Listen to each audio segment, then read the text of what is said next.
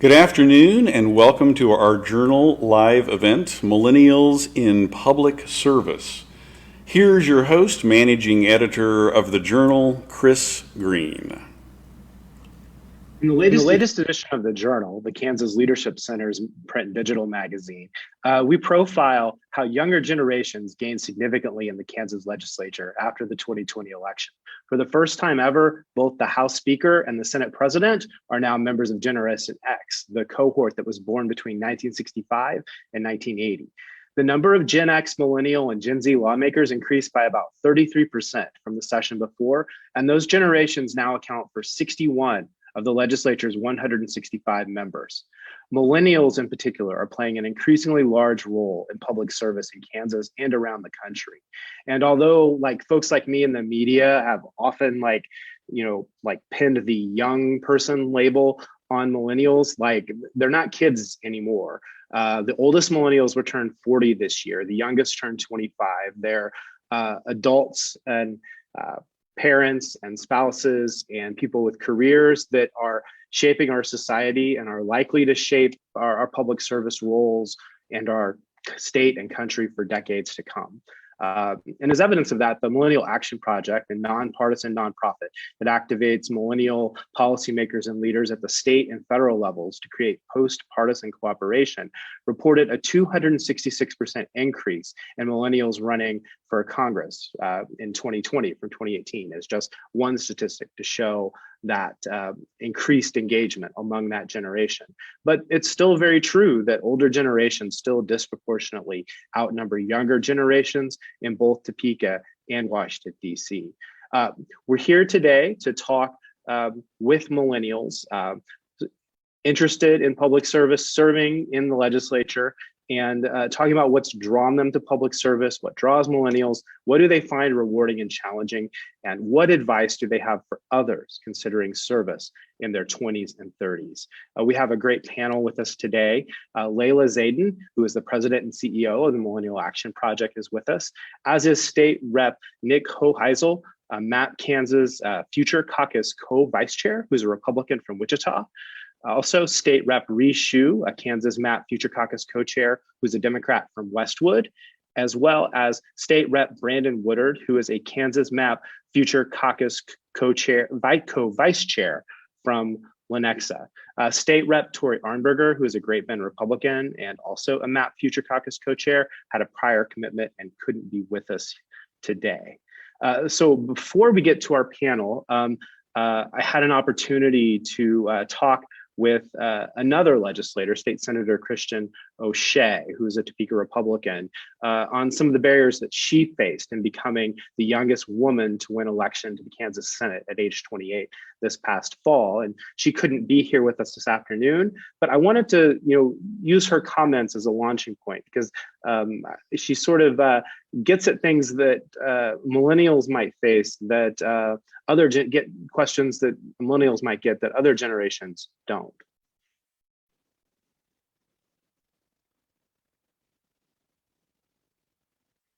Well, I certainly think there's a perception that you're going to be too young. I mean, that was one of my questions is, okay, I'm going to run for office. I'm going to knock on doors. Are people going to say, oh, she's too young, right? And so I think a lot of people fear that that's going to be a barrier. And we kind of have to get out of our heads about that, right? Like, no, nobody's defining what you can and can't do. And I mean, it's kind of the same way I see this all the time with young professionals, but they think they have to have the piece of paper before they can go and do the job, or they think they have to have X amount of, the master's degree before they can go do the job. And it's like, no, just go do it, get over the imposter syndrome and just make it happen. And I think there's people out there that want to help young people succeed and want to help them on their journey. And so finding those mentors can be really helpful. How did you respond when people, sort of brought up the, are you old enough to serve kind of thing? So a lot of times I would say, well, do you not think I am? Right? I would just kind of throw it back at them to make them have to explain more. And that's when I felt like I would just stand my guard and act as confident as possible to show that I can do this and here's why.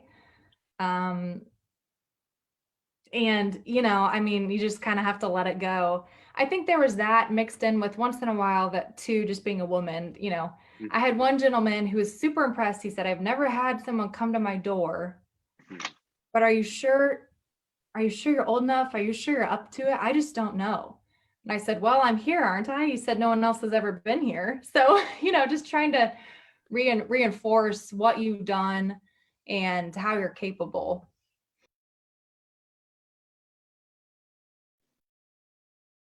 So I think a little later we might get some more insights from our panel on whether you relate to those experiences or not, or whether it's been totally different for you. But I want to take a moment and shift and talk for a little bit about the Millennial Action Project, who's been a huge part of helping us put on this discussion today, as we announced that the panel has an involvement in that. And I'd like to turn to Layla and just talk a little bit about, well, what is the Millennial Action Project? Yeah, absolutely. Well, thanks, Chris, for having me. And it's so great to see my friends at the Kansas Future Caucus here with me today. Millennial Action Project is mobilizing young elected officials on a very big, but a very simple idea, which is that the next generation of young leaders can totally transform our democracy. And in fact, we think that this next generation can help build a more functional democracy. And so what that means for MAP is that my job is to give these young leaders who are on the panel with me today, and 1,600 of them across the country, the infrastructure, the resources, and the support that they need to be better bridge builders, to be better coalition builders, and ultimately to pass legislation that matters to the communities they serve and the districts who elected them to serve in the legislature. As I mentioned, we work with 1,600 young elected officials across the country. That's both at the state and the congressional level. And the vehicle, just to sort of explain it, is a future caucus, which is essentially just a group of young people who were generous in some places, like 45 or 40-ish and younger, who work together on legislation. We've seen people work on bills just like the Kansas Future Caucus did this month. We've also seen caucuses just come together and do book clubs or karaoke nights. So at the end of the day, it's really about creating the connection and positioning them to be successful. And how many future caucuses are there across the country? Yeah, we work with 31 different states and then one future caucus in the House of Representatives, the Congressional House of Representatives. And to our legislators, I'm curious, what made you want to be part of the State Future Caucus? I'll go first. I think we all agree, we share a vision of wanting to serve in public office to really represent our constituents. I mean, for me personally, in my politically aware life, I've never really known a functioning partisan environment at the federal level, right? And then so I think that's something inherently that a lot of millennials crave. And so when I got elected, I really wanted to work as hard as I could across the aisle and find solutions with other like-minded people of a younger generation to figure out what we could do together, actually collaborate together with. And I'm really, really lucky to serve with Representative Hoheisel and Representative Armberger, as well as Representative Woodard on my side of the aisle to achieve that aim. When I'm talking to constituents, when I post about this on Twitter or Facebook, I get a lot of feedback like, this is awesome. This is exactly what America needs. And especially coming out of, decades of super partisanship, I think we need to find a way back to working together and not just going back into our own silos. So yeah, I'll kind of follow up on that. And I agree with my friend Rui.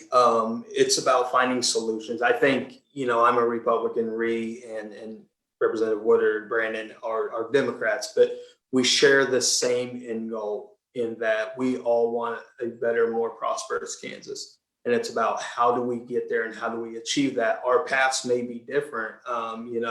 We prefer different paths to get to that end goal, but it's working together to try to get on the same path to get to that end goal of a better, more prosperous Kansas.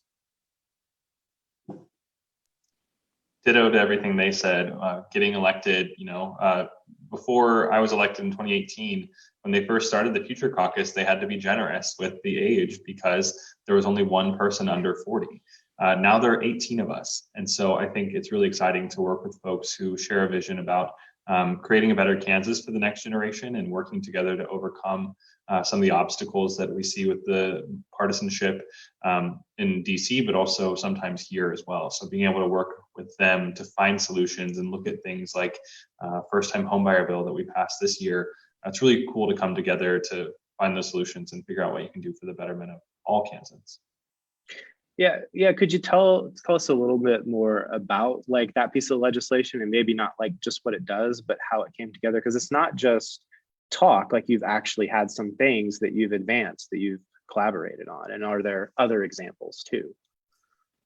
Yeah, and so the makeup of the 18 of us in the Future Caucus actually spans a very, very, very broad political ideology, as far left as it gets in the House, as far right as it gets in the House. And so our goal was really like, guys, we got to find like this one thing that we can all kind of agree on. And then not everybody loves it. I mean, some people think it's not the most conservative piece of legislation. It's not the most progressive piece of legislation. Their own districts might not love that they supported it, but it's all something that we agreed solved an issue in Kansas, which is housing. Quite frankly, there's not enough housing either in urban or rural Kansas for different reasons. And housing prices are skyrocketing, making it kind of a pipe dream for a lot of younger Kansans. And so this is one thing we all agreed was a problem. And this was a solution, maybe an imperfect one, to achieve that. And we could all kind of put all our collective weight behind it and help push it. It was a piece of legislation that was already existing from previous years, but it seemed like something that at least we could all agree on. And then, you know, it shows the rest of the state the type of unity that we can achieve if we choose to, and if we're willing to sacrifice a little bit in our own respective parties a little bit as well. Yeah, and we had the opportunity, Rui is the ranking member of the House Financial Institutions and Rural Development Committee, and I am the vice chair of that committee. And that piece of legislation actually came through our committee, so we got to have a hands-on approach on it. And what it is, it's a tax-free savings account for individuals up to $50,000 for individuals that are saving up for their first home, purchasing their first home. And again, it was a piece of legislation that was laying around. We all decided as a Future Caucus going into the year that we wanted to get behind, find one piece of legislation we get behind, and we can sponsor and we can work it through the process. And we did. The governor signed it into law a week or two ago, I believe. And we truly think that this is going to be something that's going to, help young Kansans purchase their first home and achieve that little piece of an American dream. The only other thing I would add to that was that it's been so exciting and refreshing to the number of advocates and our colleagues and lobbyists and leadership coming to us to say, we're so excited about you all. There's so many of you and you're working together. What else can we start planning to work on for 2022? How can our clients be helpful? How can we support the work that you're doing to get you all together as much as possible? Because we really like what you're doing. And that's the power of the Future Caucus. Anything you're ready to talk about yet, Representative Woodard? The answer can be no.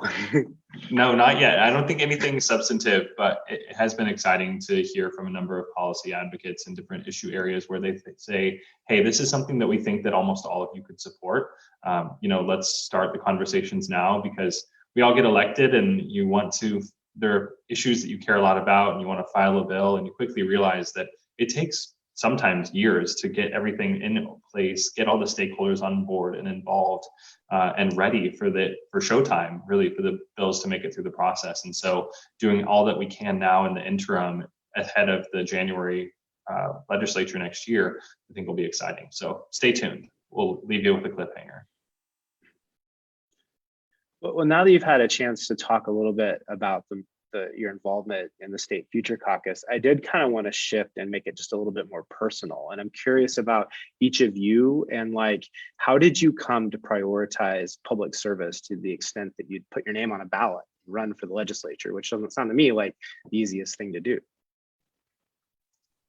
I'll jump in first on this one. For me, it was kind of I don't think anyone has a path of, I'm going to run for the legislature someday. But for me, I was involved at University of Kansas in student government and that was a years of some really tough budget situations that we were in. And there were a number of issues coming before the legislature that dealt with higher education. And so I found myself in the State House quite a bit as a student and then university employee. I lived through 8 consecutive cuts to higher education, a 9th one after I graduated. And so working there as an employee and seeing, that some people in this building make a huge impact, and there was just no one generally talking about the importance of higher education and why investing in that is really what is going to be able to fill the jobs that you're creating, fill the jobs that you're bringing to Kansas. So I had enough friends that said, we're sick of hearing you complain about it. You need to do something about it. And so my representative, who refused to answer phone calls, respond to constituents, meet with them if they came to Topeka, was unopposed but the year before, or the cycle before I ran. And so I thought, if you're going to represent the people of our district, you've got to be responsive. And so got out there, put my name on the ballot because I felt like, in a district where 90% of the people are under age 65, we should be represented by someone who cares about the issues that the majority of the people in the district care about.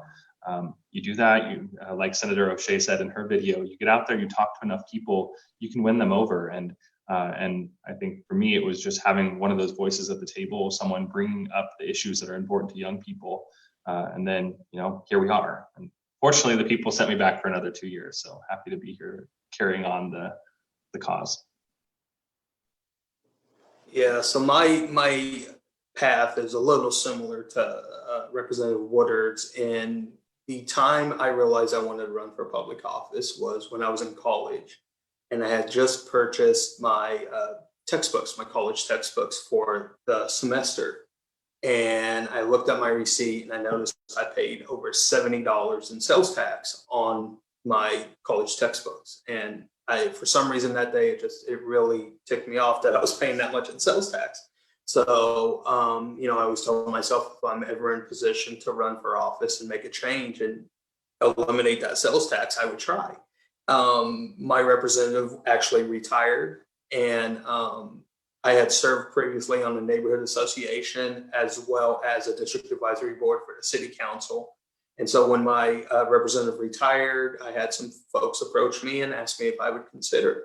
And the representative, my predecessor was, I think he was in his 70s when he retired. So my district swung from being represented by a very nice gentleman who ended up endorsing me in the 70s to me at the time, in my 31, 32 years old. So it was quite the dramatic swing. But and as soon as I was elected, one of the first bills I filed, and something Representative Woodard and I have co-sponsored together this year, is eliminating the sales tax on required college textbooks. And I will continue filing that bill every year until we pass it, because I still go back to that point in my life.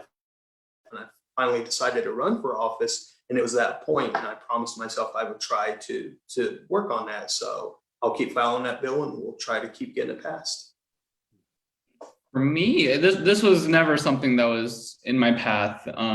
My parents are very stereotypically Asian, and so they were definitely guiding me towards, hey, Rui, be a doctor, be a lawyer. Like literally to this day, every time I call home, my mom's like, hey, when are you going to go back to law school? And I have to be like, Mom, like I'm 32 now. Like people go to law school to do what I do, like I'm making laws. And then, but she still wants me to do that. But the first time I ever made a phone call was for myself. The first time I ever knocked a door for a candidate was for myself. Like this was just not something I anticipated doing, but I realized after the 2016 election, there were a lot of people out there fighting against the things that I love most about this country when my parents immigrated to this country. And I realized I had spent at that time 28 years not fighting hard enough for those things, right? The famous MLK quote, right? The arrow of justice bends towards justice, right? The arc of just bends towards justice. But like there are forces that do the bending, right? And then you have to fight for those things. They don't just happen passively. And so I realized that I didn't want to have the situation when I became older and my kids asked like, hey, Dad, what did you do, back in 2016 when things were feeling so awful? What did you do to fight for our country? And I didn't want the answer to be like, oh, I had some banging tweets, I had some great Facebook posts. Like I had to do something about it. And so I decided to look into running for office. I found out that my incumbent state rep was going to go unopposed. They couldn't find anybody to run against her. And at that point, I thought to myself, well, it's my duty to do so. You know, I don't know what a campaign looks like. I don't know what I'm doing, but I know that I'm willing to do the work at it. And then so we'll see what happens. And so I literally just knocked doors every day from June until November and ended up winning by 120 votes in the end. And so just barely squeaked by. Yeah, well, thank you, all three of you, for those stories. Like, it's really interesting to hear like how an entry point to public service also has like a very personal connection to it, and I just find that really interesting. I want to check in with our communications director, Sam Smith, and see, Sam, do we have any questions or comments going on in the chat that you'd like to elevate for us? No, so far, Chris, we've just got people that are listening in, so I think we can carry on with the discussion. Okay, well, thanks, Sam. So I want to go back to our legislators and curious, you know, now that you're serving in the legislature, what do you find rewarding about that role, and what do you find most challenging? Yeah, I'll start on this one. The most rewarding is passing legislation to where you can actually see the impact in people's lives. It could be we had a bill a few years ago that had to do with CBD oil with 5% THC. And it's a very nice family that was advocating for this. And when we finally got it past the finish line, they were here and they were in the gallery in attendance. And I still remember that vote, and turning and seeing their faces and the tears they had in their eyes and all the hard work and how this was going to positively impact their family. And, that put it all, at least for that moment, into perspective. We're actually doing good stuff up here. The most challenging, frustrating is, I think, the speed or lack thereof of the legislative process. As I think Representative Woodard pointed to earlier, it takes a long time for something become law. And there's folks up here that have been working on certain pieces of legislation for years and years and years. This was the third year I had a piece of legislation that had to do with antique vehicles. And it took 3 years, and rather non-controversial, but it took 3 years for this to become law. So that can be frustrating at times. I understand the reason the system is built that way, but there's definitely times to where you sit around like, what are we doing and why is this taking so long?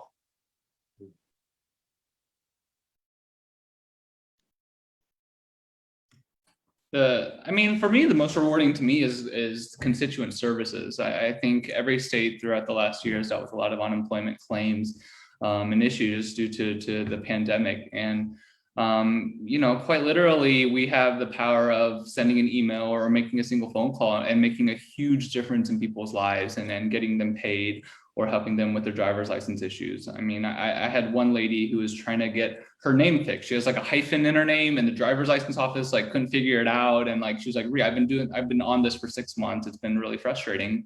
And I made one phone call and it was fixed that afternoon. And she was just like, Rui, thank you so much. It's like all those one-on-one conversations that you have with your constituents. And when you can really, really make a difference, that's the most rewarding.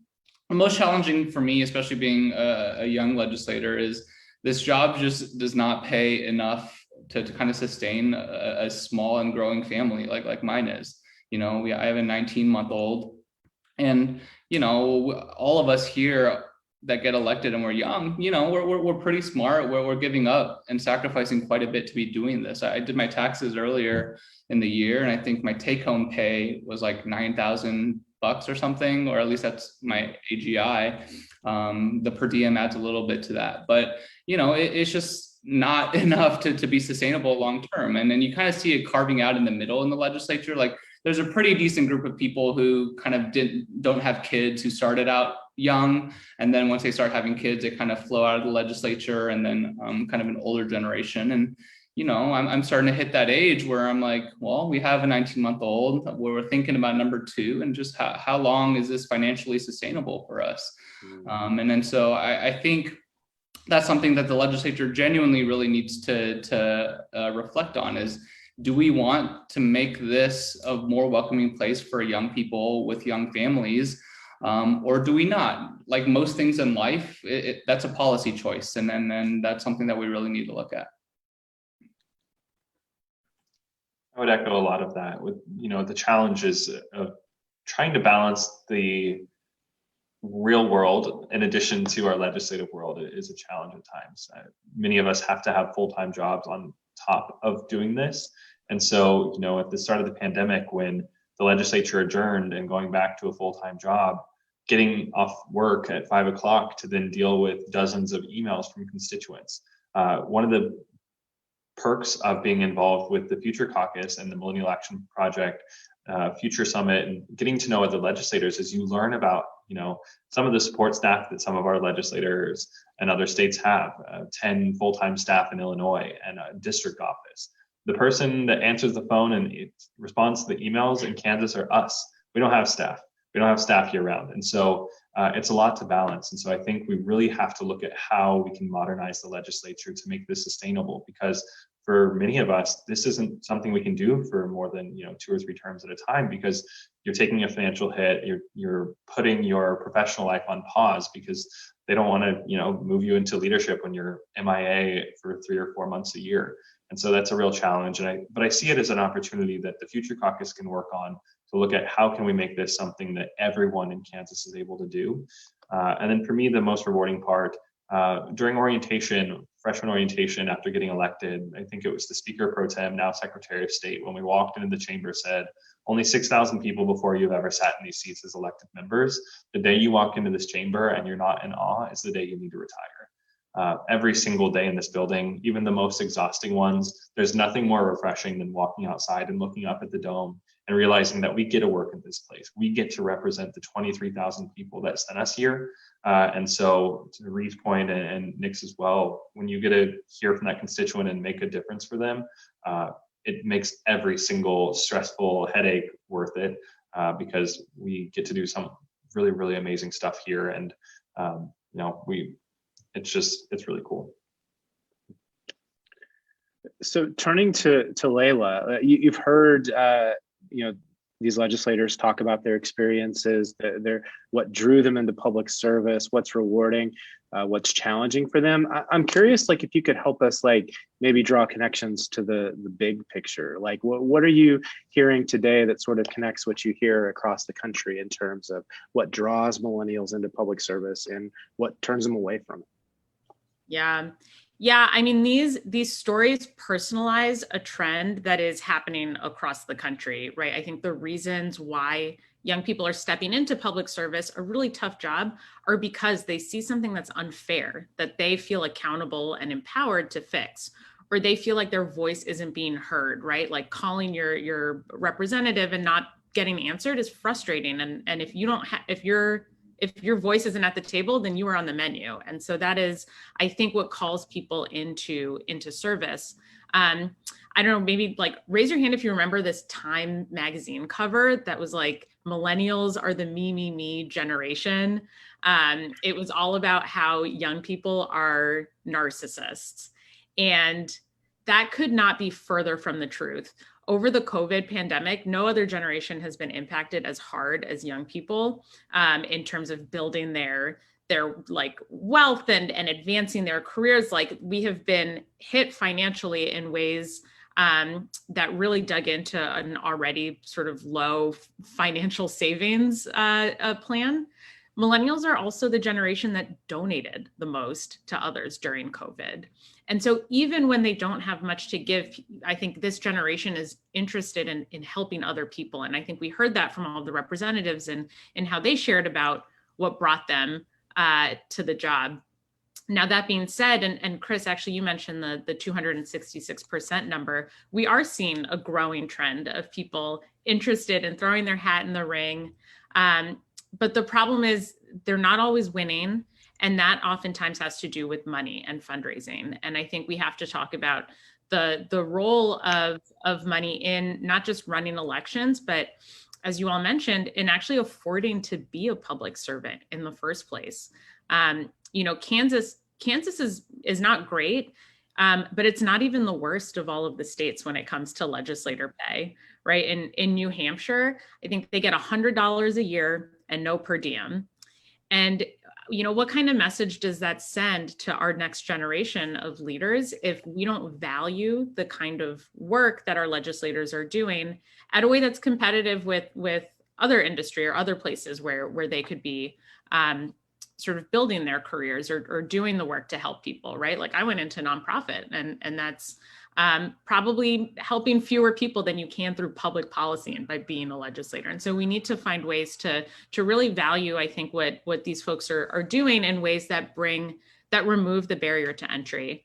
The other sort of point that I would raise is, let's say you're an altruistic young person, you figured out that you can sort of afford to be a legislator, even though you're trying to raise young children. Maybe you have student debt, maybe you're trying to save for a house. You figured all of that out. It's a really opaque process for a lot of people. And if you don't see yourself represented in the legislature, or your network is not full of people who have done it before, then you might not even know where to start. And so I think just a lack of information or of representation of young people or people who you can reach out to for help is a barrier that certainly we're trying to remove. And I think things like the Kansas Future Caucus, the Future Caucus Network, really lifting up and amplifying examples of this is possible are one of the ways in which we can sort of lower that barrier to entry for the next generation of leaders. And that kind of brings me to kind of the so what question. Well, this is to all of you, like, what difference does it make to have people in their 20s and 30s serving in the legislature? A lot, I think. I mean, it kind of affords us to have a longer term view, right? Because we're looking 20, 30, 40 years down the line and what the best policies are for that. I genuinely feel to some extent we're all looking towards our next election, right? That's just kind of the unfortunate reality of politics. But even just being younger, like, this is not what I'm going to be doing for the rest of my life, right? And so we can look to be a little bit more ambitious and see the long-term trend. And so I think there's that. There's also just kind of the aspect of we're living through the world right now. Like we're all, like Brandon said, we're all working right now. And so we're actively in the workforce. We know what people are going through. We know what our friend groups are going through. And so it just provides a different perspective. And so I think, the blend has been a little bit too skewed one way in legislatures throughout history. But I think the more balanced that we can make it, the more balanced our policies will be. Yeah, and I definitely agree with them on it, the perspective of us younger folks. When Representative Woodard was talking about higher ed earlier, that's something that all three of us on this Zoom meeting here have been through recently, within the last decade or two. When we look at the average age of a legislator, and let's say it's 60, 65 years old, those folks haven't been to, college in 40 years. And think about how much we've changed in our universities in the last 40 years. So just having that perspective of we've gone through these, we've been through, K-12 education is another one. We've all recently within the last few decades have been through K-12 education. So just having that perspective of I guess I would call it like a more hands-on perspective of what's going on in our schools, our universities, the job market, stuff like that, because we're living through that currently. Yeah, I think representation matters. Having people here who have lived through those experiences, like both of the other panelists have pointed to, is really important. But I also think that because, for whatever reason, we generally gravitate to people like us, right? Not always partisan, but I am friends, some of my closest friends in the legislature are Republicans. One, we get to work together. We work together on issues. We've come together because of our work through the Future Caucus. That's how Representative Hoheisel and I started the conversations about co-sponsoring the bill on sales tax free textbooks this year. And so I think that is all really important. And you also, just because of that connection, I think can find common ground. I was able through MAP to be part of the learning network for renewable energy, and getting together with legislators from 10 or 11 other states to find solutions, working through how we can discuss certain issues, right? You say something like climate change and half the population tunes you out because they feel strongly one way or the other about the issue. But talking about how you can break through those barriers in a post-partisan way or nonpartisan way to talk to people about the importance of modernizing our grid to protect our national security, to protect our Air Force bases, to protect our hospitals, our schools. That sort of stuff resonates, and that's because we come together and have that common ground. So I think that's important, but also, again, to the higher ed piece. I think people, one of the things that frustrates me most is that we still hear from legislators who say, well, I worked a summer job and was able to pay my tuition. Okay, well, that would take 3 to 4 full-time jobs to be able to afford the $20,000 plus, which, even if you're doing several part-time jobs, you're not getting enough money to be able to pay your tuition, housing, all that sort of stuff. That's not reasonable. Also, the very people that are saying that are the ones that have disinvested from higher education. And so I think having that perspective to kind of correct them to, in my own personal experience, paying back over $15,000 in student loans and having my balance go down by $5,000, right? There are ways that we can address these issues because we've lived through them in a way that some of our colleagues haven't, and even if they've done something similar, their $3,000 or $4,000 in student loans back then isn't the same that our $30,000 or $40,000 student loan graduates are walking away with today. So it's important to have those lived experiences because representation, whatever that means, in whatever level, in whatever way you represent someone who is different, that matters. And to Layla's point earlier, if you're not there, you're on the menu. And so I think us being here is finally getting through and pushing on those issues. 9 consecutive cuts to higher education. And since at least the 3 of us have been here, tuition has stayed the same at most of our major universities for 4 years in a row. So representation matters, and our voices are mattering because we're investing and we're turning the tide. Yeah. And I think all 3 of those comments are sort of saying the same thing, right? That if you're closer to the issue, you're going to bring a more informed perspective. I also think that the value of having sort of younger people who are newer to the job of being a public servant, just like with any job, means you bring a fresh perspective and you can operate outside of the traditional partisan orthodoxy that people who have been in the legislature for longer may be just more comfortable with the way things have always been or the way things always sort of happen. It can be really energizing to bring a new way of looking at things to these conversations about issues that have been intractable or that have sort of lived in partisan silos. Things like energy. And Brandon, I love that you brought up that example because at that event, we had somebody talking about carbon capture for farmers and how he was sort of engaging his more rural district around the same kinds of solutions that people in more urban areas were talking about. And so I think there's a way to apply a generational lens to problems that have tended to stick in partisan conversations. And doing that really unlocks, I think, not sort of a middle ground compromise solution, but actually unlocks a whole new layer of really creative, innovative ways to think about future-oriented solutions.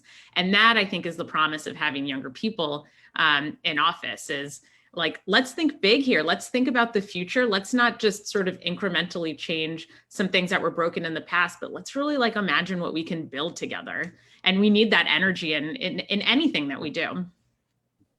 And that's the kind of talk that, we like to have here at the Kansas Leadership Center and with our participants, and it's exciting to hear legislators talk about it as well. I have one final question of my own for the panelists, but before we get to that, I understand, Sam, you have a good question from Facebook.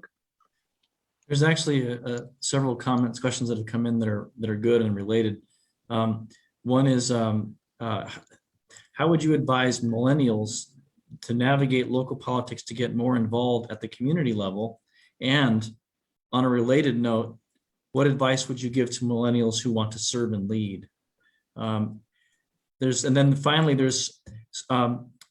question on something that millennials could do in the legislature is what is the potential of erasing student loan debt? So I think let's definitely, I think we should focus on what millennials can do at the local level and how they can get involved first with the time that we have.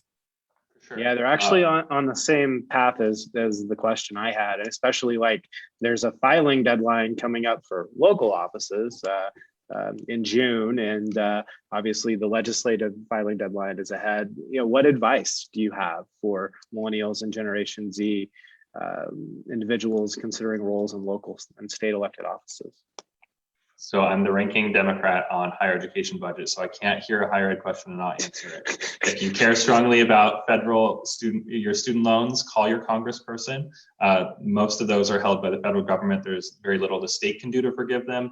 We will be working on issues to look at how we can tackle or help incentivize companies relieving student debt.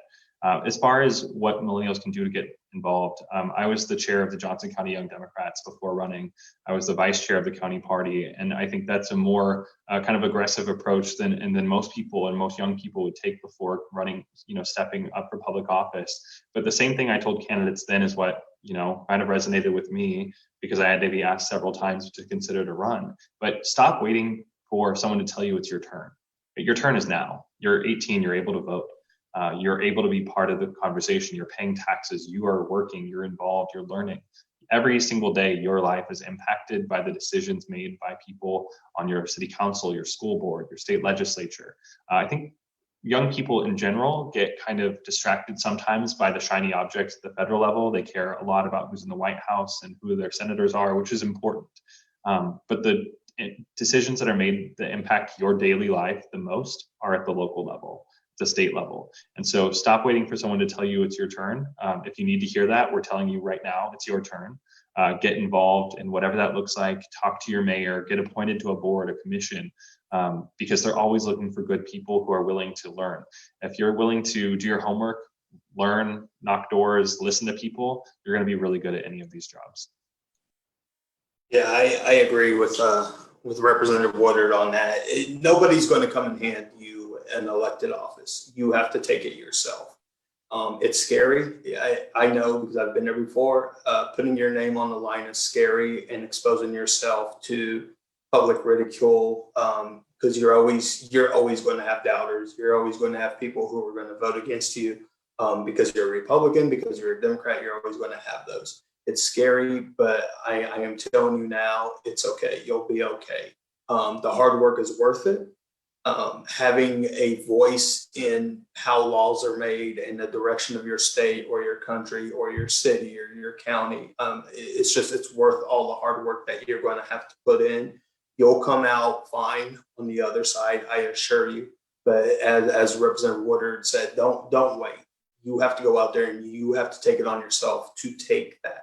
And nobody's ever going to hand you an elected office. So you have to take that first step. Yep, totally agreed with that. I think everybody, even if you're vaguely interested in running for public office, you kind of want to wait for the right time, right? But like in my experience, the longer you wait, the harder your life is going to get to do this, right? Just thinking for myself, when I ran for the first time, I was 29 years old and I didn't have a kid yet, and I was free to kind of knock doors every single night. 2 years later, I have a kid and we're in the middle of a pandemic. And so like, I quite literally either wouldn't have run or I wouldn't have won, because I wouldn't have been able to knock doors every day and actually talk to people. And so that's just an example of like, I didn't really think I was ready in 2018, but in 2020, it would have been a non-starter. And so you just kind of have to do it. My second point too is to kind of build an off brand and local boards. There are lots of different ways to get involved at lots of different levels, and genuinely and frankly, it can be tough at the state level here. A lot of the times, like I'm 1 out of 125, right? Like even if I'm speaking passionately about an issue, like there's not a whole lot that you can do as 1 out of 125 without a lot of help from different sources. If you're on a local city council or school board or even appointed a board, oftentimes you're one of like 7 people in the room. And if you're just like really passionate about it and like really annoying about it, you can move like a whole city in a really significant way. And so I really recommend that. Like an area where if you care about the environment and climate change a lot, that you can make a lot of differences, like building codes, right? And so if you just get on a local board and a planning commission, and then you're really annoying about having green building codes, you can move that city quite a long ways in a way that is just very difficult here at the State House. So that's something that you should consider. I love that advice. It's just like, be annoying and somebody eventually will listen to you. but I do think it's true. And I think to that point, right, like we've got future caucuses across the country who have self-selected into a group of people saying, we want to hear from you, right? So that's like your first blueprint of sort of open-minded people who want to engage with you and hear about the problem that you have. So I would say, you know, first things first, do your research, figure out who your elected representative is and reach out to them. Like, don't assume if you tweet that you're mad about something that somebody's going to see that and fix it. You have to do the work too. And I think, you know, it sounds like these three gentlemen could all use all the help they could get. So if you want to volunteer or help them out in any way, I think they would be happy to have your support. And then, yeah, I think the other thing is, like, there's always going to be a million reasons not to do something. And I think this in particular for women or minorities, but like no matter what, like you might have a big birthday coming around the corner. There's like any number of reasons why not to do things. Figure out your why, and then everything becomes easy after that. We heard 3 super personal, really powerful stories of that why moment. And now they're sitting in the Kansas legislature. So I think if you can figure out like what your why is, everything else is just details. Well, it's been so energizing and refreshing to have a conversation on this level about politics in the Kansas State House, and to hear your stories and to hear about what brought you into public service and about the changes nationwide going on with millennials in public service. And I hope it's been inspiring to our audience as well. So I'd like to thank all of our panelists again for joining us. You ended the legislature today with sine die and get a chance to sort of like shift to your normal lives again. And so we're grateful for your service and grateful for all you do for Kansas, and appreciate you joining us. For our audience, thanks for being here, and please join us next month on June 23rd, where we'll be having a discussion with school districts navigating the issue of Native American mascots. So thank you again, and until then, we'll take care.